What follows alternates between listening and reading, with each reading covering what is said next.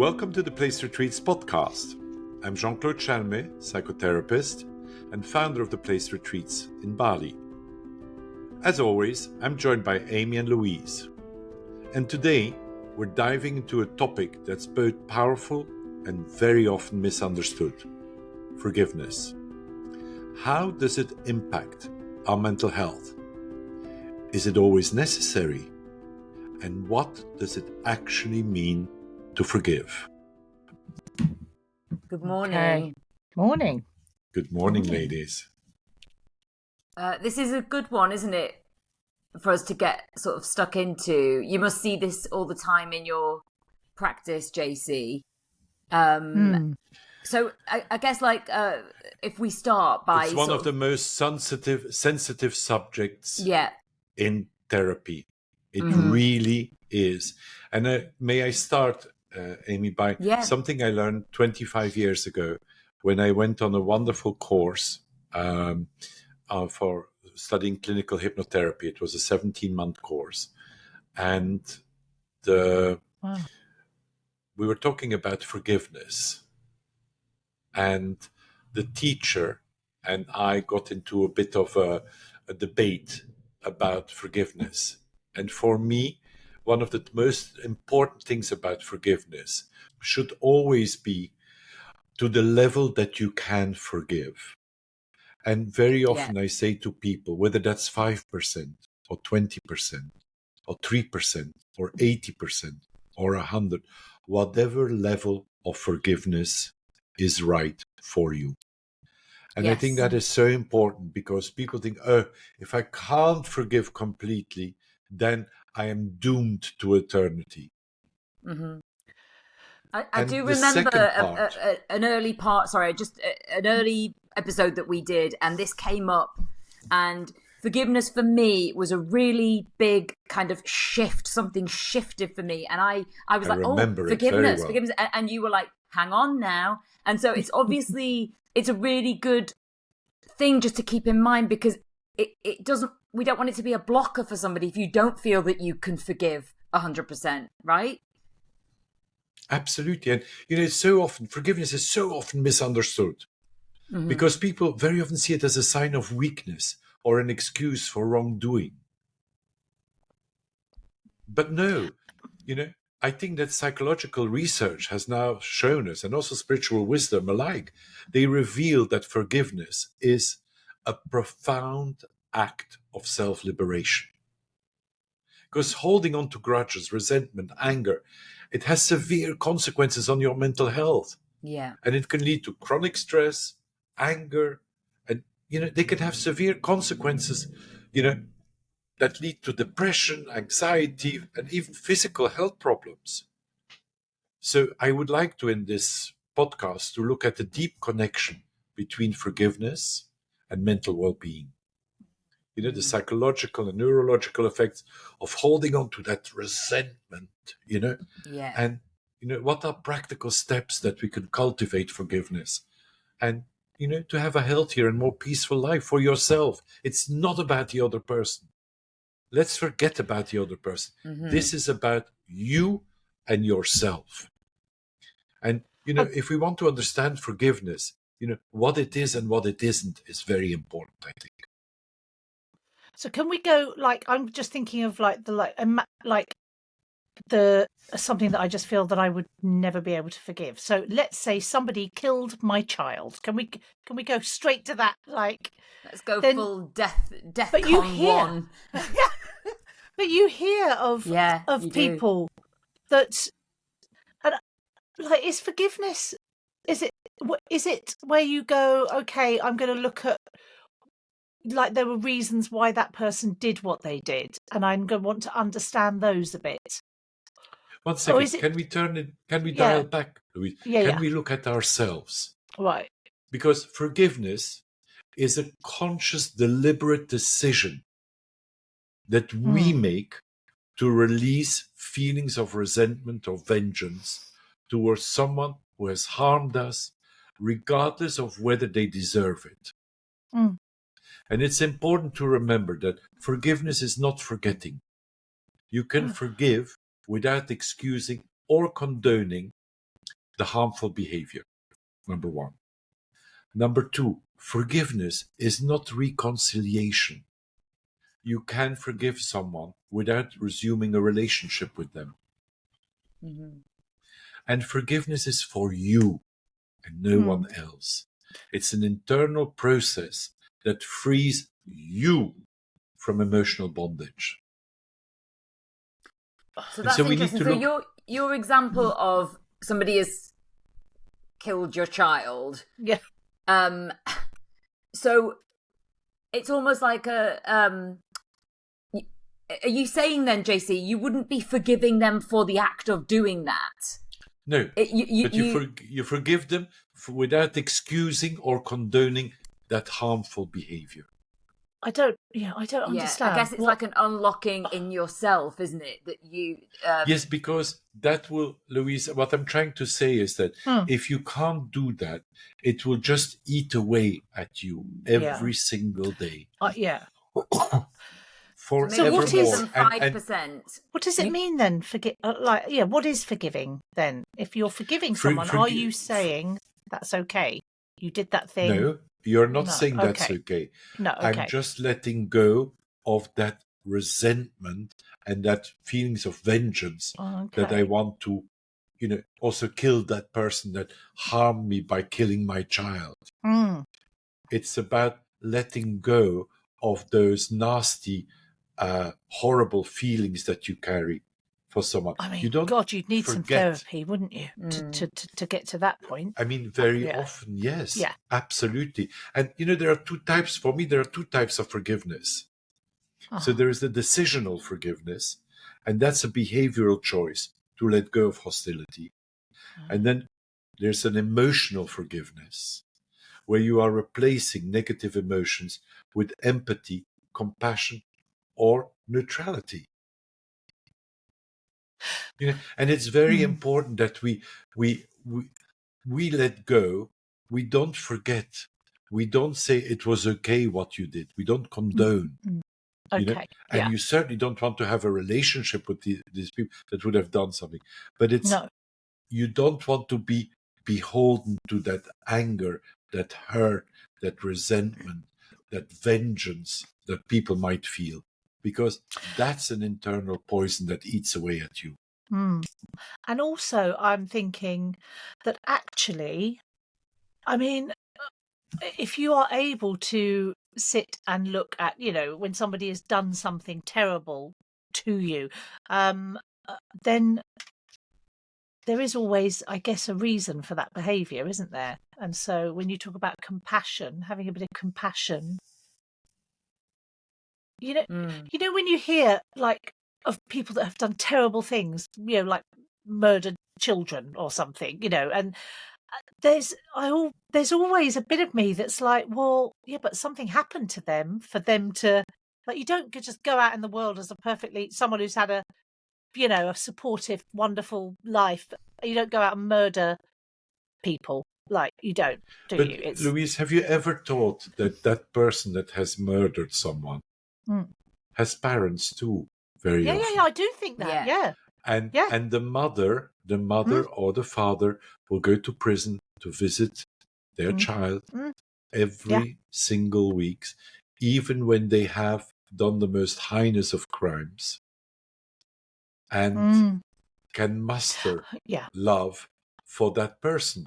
And I'm quite sure that they, within their capacity, they have forgiven their child for that terrible thing, because it's an act of love. And I think that forgiveness is an act of love towards ourselves. And love still happens to be the biggest healing factor that we can have in life. Yeah. There's that wonderful story that the person goes to the doctor and says, "Doctor, is there a remedy for this?" And the doctor goes, "Yes, absolutely." And the patient goes, "What is it?" He said, "Please give it love." And the patient goes, "But doctor, what if it doesn't work?" And the doctor goes, "Well, increase the dosage." We have an infinite capacity to love other people, but we should also have an infinite capacity to love ourselves and take care of ourselves and not let something fester inside us that will eventually make us sick. I think that forgiveness is the most beautiful act of self-love, or one of the most beautiful acts of self-love that we can have. And so I looked up when we decided that we were going to talk about this, I looked up, at research in psychology and neuroscience. And they all confirmed that forgiveness has tangible benefits for mental health. And the most important ones is that it reduces stress and anxiety. Because holding grudges activates the body stress response, increasing cortisol levels.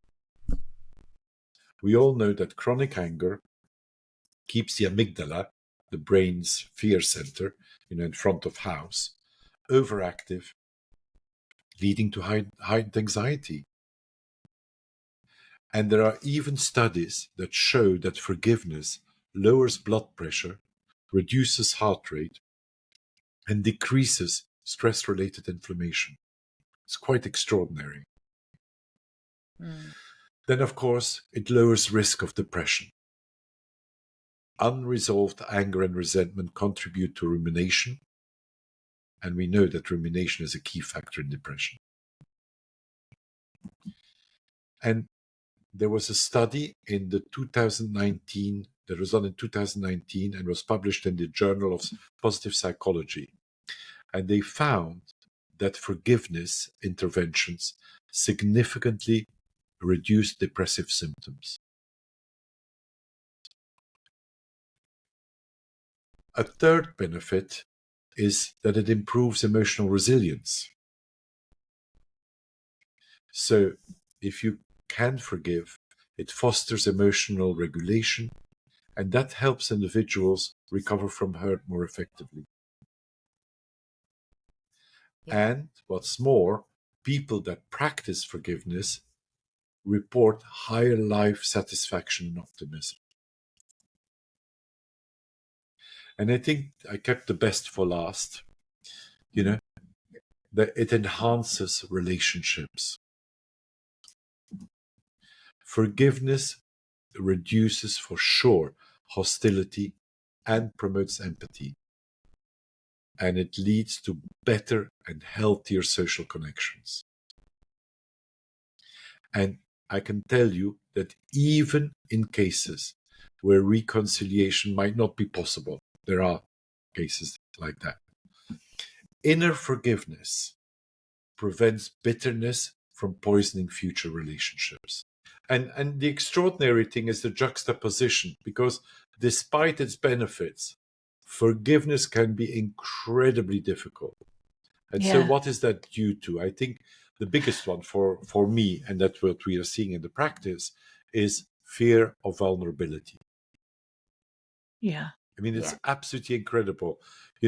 Letting go of anger can feel like losing a protective shield. I can imagine. I can hide behind this, And also, I think that if you're the person who has been wronged, maligned, you want to, you want to, and you want to be like, you want to solidify that position of like, because as soon as you forgive somebody, there is a feeling of like, well, then I'm not wronged anymore. Yes. But remember, you're not forgiving for the other person, you're forgiving to let go from yourself. Yeah, and that is a crucial thing, I think, that you have said today, JC, that it is, it's for yourself. It's not for the other person. But I think maybe there is a thing of like, if we're forgiving them, then we're letting them off the hook. Letting them off the hook.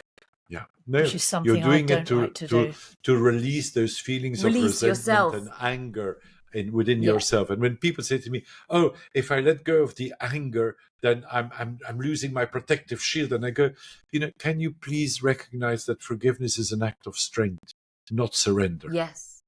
Yeah. Yeah. And that is very important for people. It's not an act of surrender. And then the other misconception is that justice requires unforgiveness. Mm. You know, I believe that by holding on to my anger, that it punishes the wrongdoer, because that's how they will learn. Mm-hmm. And the truth is that the person most harmed by not forgiving happens to be you. Yeah. Yeah, because you're living, that anger's in you 24/7. You can't get away from it. Whereas the other person actually can't. It doesn't matter how much they love you and don't want you to be angry with them. They're not, it's not inside them, is it? They can, there will be times when they just sort of forget about it, or, whereas when it's in you, I learned, that's it. Louise, that unforgiveness is like drinking a poisoned chalice, hoping the other person will die. That's such a good... So true, yeah. And we've spoken before, haven't we, about like, can a relationship continue after an affair? And there obviously is that forgiveness in that. And I was just saying before, do you think there is a case of like almost fake it till you make it? So if you can hear yourself saying the words, I forgive you, and that other person can hear you saying those words that you forgive them, then even if you don't fully, and this is what we were saying before about, even if I 5% forgive you, that releases something. But do you have to say it to the other person? Or can you say it within yourself? Do you have to say it? Or is it just something that you feel? You can do it internally, and then most probably your behavior towards the other person will change. For instance, if it is within a relationship. Yeah. Right. Yeah. Okay. And of course, people carry deep emotional pain. As you just said, trauma, betrayal, abuse. That makes forgiveness a really complex process. Mm-hmm. So I think that forgiveness is a journey. It's not an event that happens. No. Now I forgive you. Now I don't forgive you. I forgive you. Do you know what I mean? It's a process we arrive to. And that's where I would, when it's deep emotional pain, I would highly recommend, professional therapy, Yeah. CBT, cognitive behavioral therapy. Why is it so EMDR. difficult for us to, because I think actually that would be a really difficult thing to figure out on your own. But I think number one, it would be. And number two, remember, Louise, that many of these hurts, these deep wounds, hurt us in our souls, not only in our minds and in our hearts. But for me, they become soul wounds, and they take longer to repair. Mm-hmm. And we might need help to process deep, deep wounds. And for somebody on the outside to show us compassion, so that we can learn to show compassion to ourselves. And self-love and forgiveness and understanding that, and rehashing and having the opportunity to talk about it again and again and again until we can let go. Okay, because that was going to be like my sort of last question was like, can you walk us through a therapeutic approach or technique that helps people move toward forgiveness? Well, I wrote down, a sort of little guide to how to practice forgiveness. A sort of step-by-step guide. Can we? Oh, lovely. Yeah. And I think that it's very much like a skill. Forgiveness is a skill that can be cultivated with intention. And so I wrote down some pointers for people. Okay. I think that the first step is you have to acknowledge the hurt. Name the pain and allow yourself to feel it without suppression. Do not suppress it, please. And this is just to yourself, really? Yes. Yeah. Absolutely. Okay. And then, of course, Louise, your favorite thing, journaling. I knew it was coming. The J word down the track. Journaling, yes. Right. Yes, what's next? Or talking to a therapist can help to process the emotions. I think that one of the biggest issues is that when we suppress, we hold everything inside, and it becomes like a vortex that grinds inside us. It keeps going and going. We need to let it out. Yeah. And can I ask, is that that process, is that sort of looking at why, like trying to understand why you react in certain ways to things, and why getting did like, you get triggered? What is the hurt? What is the resentment? Yeah. What is the part that really has cut you? What does it link the back trauma, to? the behavior, what does it tap into? Yeah. Within yourself. Right. You know? Sorry, yes, go on. Not at all. And it's a very good question that you ask. The second step, I think, is, can we try to shift perspective? What you said earlier, Amy, can we try to understand, not excuse, okay, but can we try to understand the offender's background, struggles, ignorance, whatever was happening in life? That doesn't mean excusing it. You know, but you could ask yourself, like you did, Amy, earlier on, could their actions have stemmed from pain, fear, conditioning? Yeah.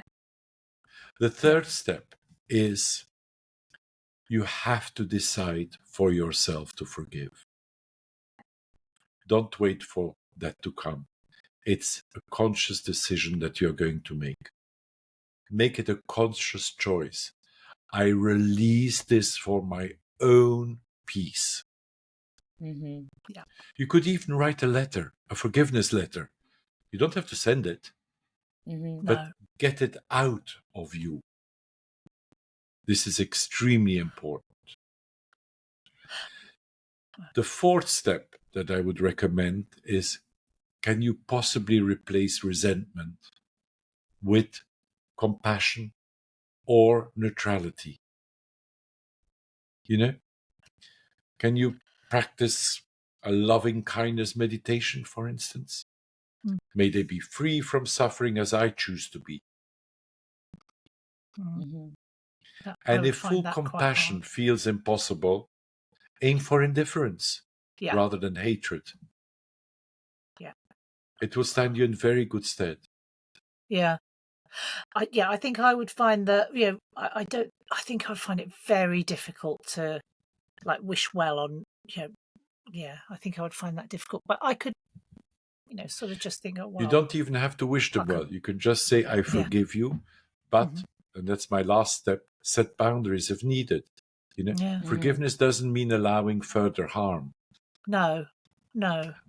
And protect yourself by maintaining your inner peace. If that person is toxic or harmful to you, you can forgive them, but also protect yourself by never allowing them to do it again to you. Yeah. And those are all conscious choices. There does come a point, doesn't there, where there is an element of sort of self-harm if you are, maybe you go through all of those steps, but you still just can't let go. You still can't. At that point, like you've said many times, you are just harming yourself at that point. There is a... Amy, I love the point that you have just brought, because what I want to talk about is self-forgiveness. And that is often overlooked. And it's a very important key to healing. Many of us, we struggle with guilt and shame over past mistakes, over what we weren't able to do, or where we went wrong, or something that, we feel terrible about. Guilt is, a focus on behavior. I did something bad. Shame is, I am bad. Yeah. And so self-forgiveness involves that I accept that I'm imperfect as part of being a human being. What can I learn from my mistakes without punishing myself?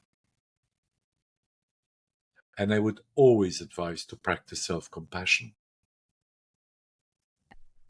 That is not getting away with murder, but you can say, I did the best I could with what I knew then. And I think it's very important, self-forgiveness.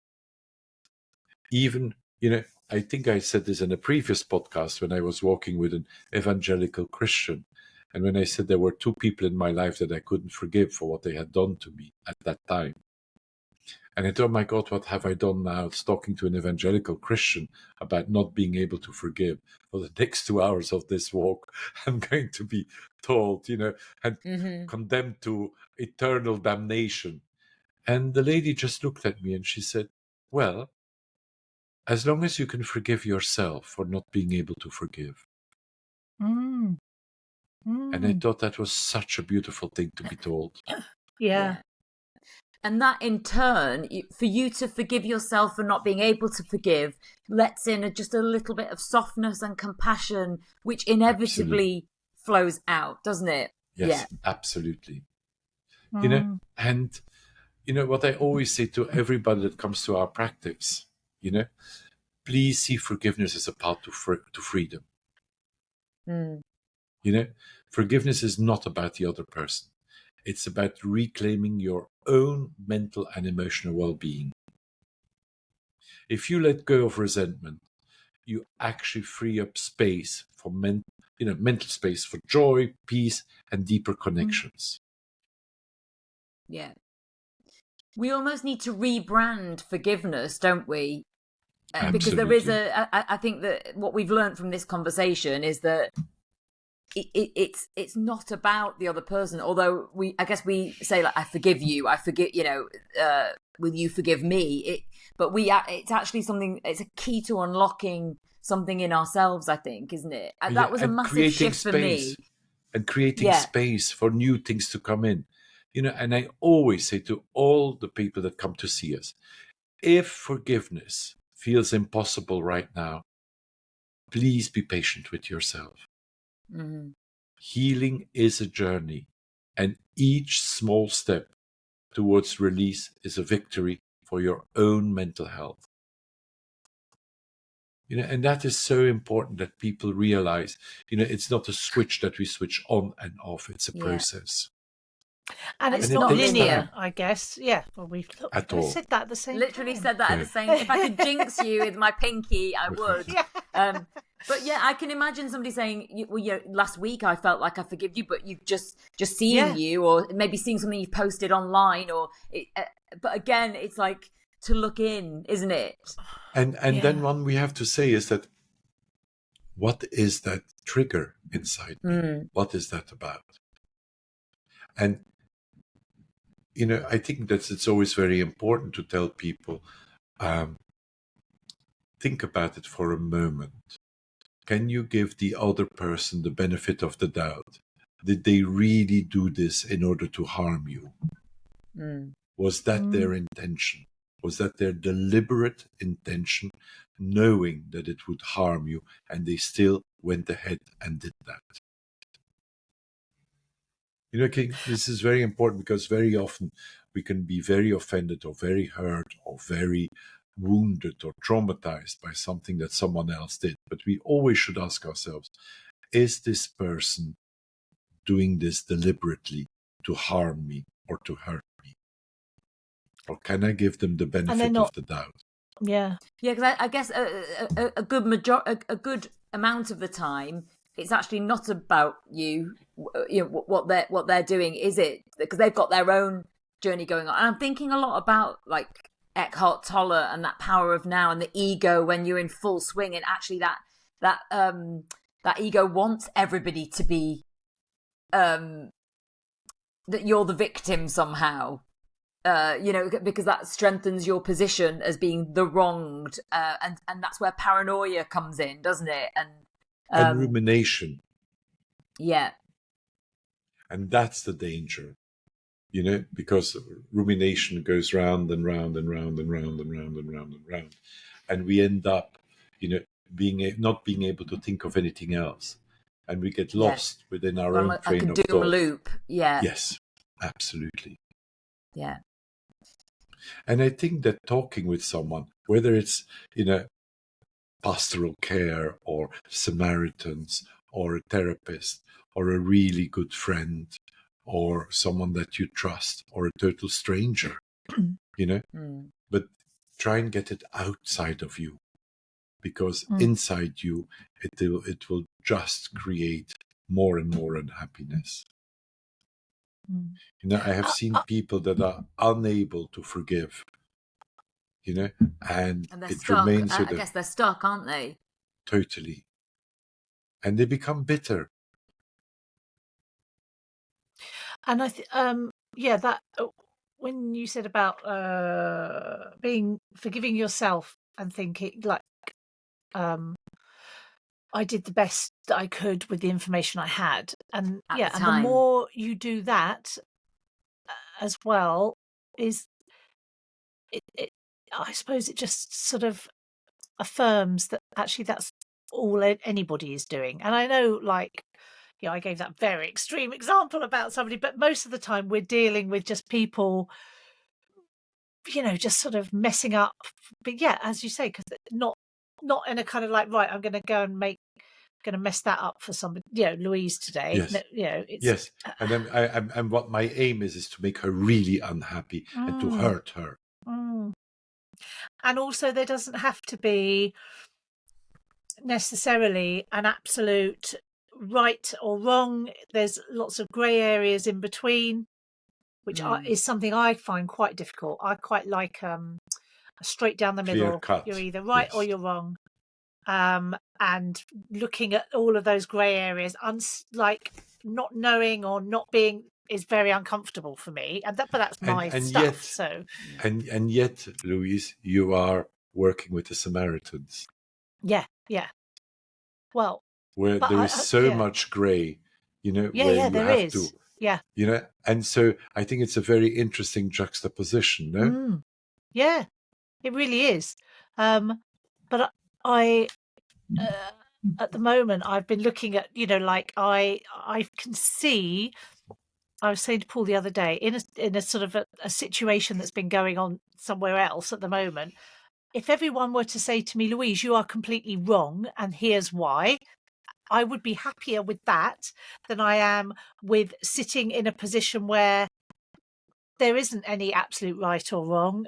Do you know what I mean? I'd like to be. It's not that I want to be right all the time. Really happy to be wrong. To know. But I want. Would make Paul a decision. agree with that? Would Paul agree with that? Yeah, I don't try and be right all the time, do I, Paul? No, he's saying no, you never do. I'm like a dog with a bone if we're having an argument. He will just be like, oh, God. And I'll be like, no, we're just going to keep going until we reach a conclusion. Terrible. Do you think that this is maybe, there is something about like how we're brought up? So if we're brought up around people who are kind of like, the flog 'em and kill 'em brigade, people who are kind of like, like that, or sort of like, well, no, you're not being let off the hook. You will be punished for your, I guess then it's harder for us to forgive ourselves, or have compassion with, because we must have to teach ourselves how to do that if that wasn't something that was part of our childhood. Those early, when the brain is hardwired, when our emotions are sort of hardwired. I think what's very important is that how we want to live, which is the first question we have to ask. Yeah. It's quite a rigid, working out for you. Yeah. Does that serve you? Is this good for you? Yeah. How much more relaxing to be able to, and this is something that I do try and do, and I'm always like, oh yeah, actually that's much more relaxing to be able to go, well, there's right here, there's wrong, and there's there, and we don't have to figure it all out. Like we can just go, Well, it's very interesting when you work with couples, because each part of the couple has their reality. And then there is truth in the middle. Yeah. But how do you? Yeah, I mean, it's a whole nother question. How do you not take sides in that situation, JC? Because I know I would. Yeah, you'd be like, please do not tell that to your supervisor. This is why, but this is a discussion I have had with Paul this week, because like in our in the training we have what's called an experiential session, and there is something going on at the moment that is causing it's stirred up a lot of stuff for everybody. And I said to Paul, okay, well, I said, I'll tell you one thing this has taught me is that I will never do any kind of group therapy, like when if if I become a therapist, would never do. And I don't think I could do couples therapy because I would take sides. I know I would. I'd be like, right, somebody's right, somebody's wrong. And do you know what I mean? It goes back to that not being able to. Did you see my horrified look? Yes. Yes, but also let's all remember that I haven't even finished the foundation course. Give it a few years, and I'm going to be pretty much just like you, JC. I'm sure. I mean, the thing is that the one thing that and this is why we developed a technique that is slightly different from most therapists. That when we see couples here, we each part of the couple has their own therapist, and when we do the couple therapy, we are 2 therapists in the room. Oh, what a good idea! So there's 4 of you in the room. Yeah, that's good. Yeah, so that each not just each a pretty member face, of the couple feels protected. Yeah. Oh God, that's such a good idea. Yeah. Anyway. Yeah. I mean, when my husband and I went for counselling, I remember sort of the female therapist that we had, and I was kind of like, "You see, can you see what I'm saying? I'm in the right." And she was kind of like, obviously, she was, doing her job as a therapist, and I was kind of like, "I cannot believe that you cannot see my point of view." I was like, I thought it would as a woman yourself. Yeah. Yeah. but like as you just said, high-fiving you and calling you sister. What's the matter with that? Exactly. We picked the wrong one by the looks of it. But we all have our own reality, and then when you are you in a counselling situation, you have to present that reality, and I was kind of like, there's your reality, and there's your partner's reality, and then there's truth that is somewhere in the middle. Yeah, but I was sort of like, I'm not explaining it correctly. Let you're me try not again getting me. To convince yes, you're not getting me. Let me pitch again. His pitch was much better. Let me just. Your therapist must have had fun. Yeah. I mean, when I've had individual therapy as well, it does become a bit of a like, I'm gonna try my new bits that I've written on you. Like there is a thing of like trying to entertain, trying to make your therapist laugh. Yes. It's a complicated one, but I do. Although my example of forgiveness, which was more to do with sort of like my parents and my upbringing, not quite as extreme dramatic as somebody killing a child, so no. As Louise suggested before, but when I was able to kind of say, oh God, they were doing the best that they could in the 70s at the age of 19, however, 18, 19, my parents were like really young. It's like they were just doing the best that they could with the resources and what they knew at that time, and it was like a tectonic plate shift for me to be like, before my shoulders were literally around my ears with the kind of, God, they fucked up so bad. Everything that is wrong with me, I can put at their door. Absolutely nothing to do with me, actually, and it was a real, it released me, it freed me. Whilst it's not a linear, it's not a linear process, and it's not full forgiveness and pardon, and it does this, as they're in their sort of 60s and 70s now, and I'm in my late 40s. It will come round and round and round again. But I think it's a real.